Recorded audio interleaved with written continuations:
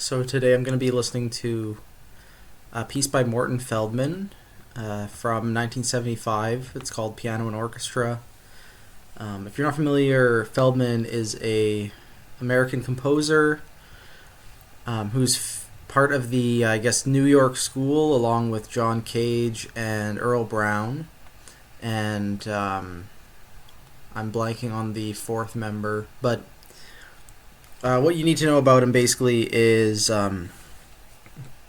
his music took on a very idiosyncratic style where his pieces became very quiet and of extended duration with lots of like a liberal use of silences. But if you want to think about his sort of like goals, he is trying to make like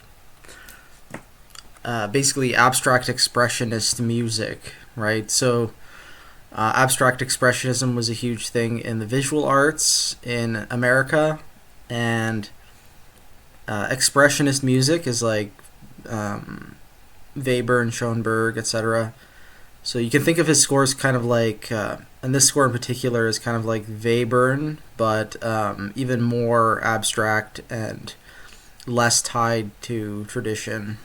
Hence, it's like very pointillistic. The orchestra is 4-4-4-4, so quite large. The brass is 2-3-3-1, a bit more conservative. And then, in addition to the solo piano, there is a pianist in the orchestra doubling on celesta. There's a harpist, and there's two percussionists and strings. Percussion 1 is on triangles, glock, chimes, maracas, vibes, crotales, cymbal, gong, marimba, tenor drum, and woodblock.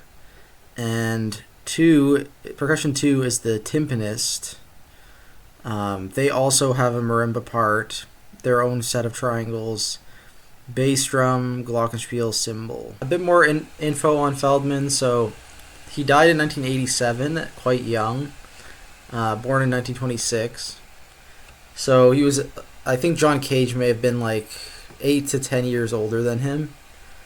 I guess, yes, I should mention that he's famous for these grid paper pieces, which are indeterminate pieces. Most of them are for solo instruments.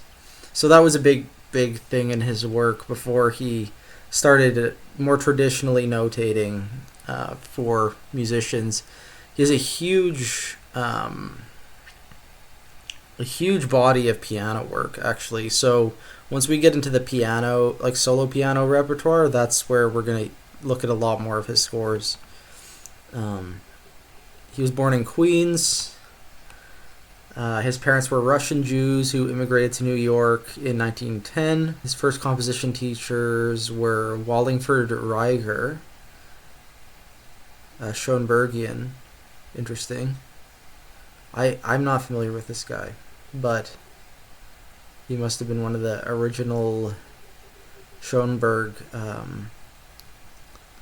adoptees. And, there's a direct connection from Webern through this teacher to Feldman, so that's kind of cool. I guess this seems a bit mythological, but apparently he met John Cage at a premiere of one of Webern's orchestra pieces, and they quickly became friends over this. And through Cage, he met many visual artists in New York and composers such as Henry Cowell. With Cage's encouragement, I guess he began to explore, this music that, in, I guess, their minds had no relation to the past. But I mean, let's be real. This is still classical music, and the influence of Webern is very obvious. A lot of Feldman's pieces are like extremely long, upwards of 3 hours.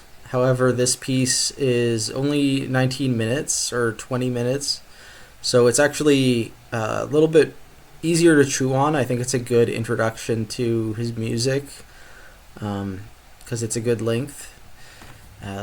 Let's find out who this dedicatee is and then get into the listening.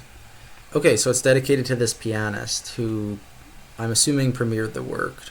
Okay, so the link to the recording's in the video description, and I'll see you in 20 minutes. Okay, yeah, so this was an interesting listen. It sort of reminds me of his middle period stuff. It doesn't sound like the stuff he wrote in the 80s, which is a bit more like confined and restrained.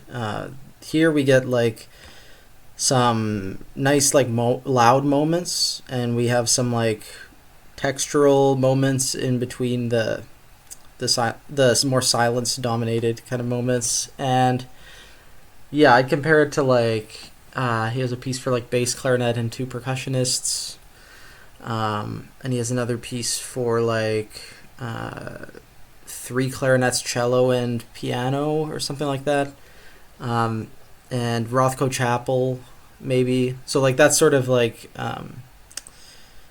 point in his career. I may just be like making this up. When were these composed? Yeah, I guess the bass clarinet and percussion piece is a little bit later, but the other two pieces I mentioned are both 71 and this is 75. So yeah, that's the sort of it's like a sort of transitional period, I think, where he's like notating what used to be his grid paper kind of works, but he hasn't settled into this like long form ultra quiet, like extreme style. There's some interesting like recurring ideas that keep coming back, like the D flat that is like played on the piano and cut off like either a 30-second rest or like a 16th rest.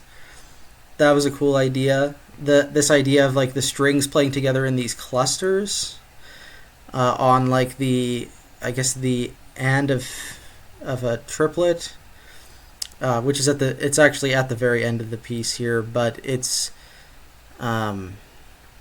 occurs throughout the score, and I think it's a really big moment when it happens for the first time. What makes it stand out is that it's long stretches of music where the strings are just repeating the same chords with a couple notes changed here and there in the lower voices. It's got a little bit of a ABA form, I think, in the way that these things return and come back. And in between all that, there's this very sort of episodic nature. Like, there's this episodic nature to it where ideas will kind of just come and go. And the one thing unifying all of it is just this constant dissonance, which is not exactly serial the way Webern would do it. I think it's more like just Feldman is playing with these clusters, almost like these sets of like semitones spread out over the ensemble. I think my first Feldman piece that I ever listened to was Rothko Chapel, which is around this time, I think, and it's similarly accessible. So that's it for our piano concerto section of the orchestra series. Actually, we might have one Messiaen piece that's kind of piano and orchestra, but with a lot of other percussion soloists. So maybe I'll do that next. Regardless, thanks for tuning in and happy listening.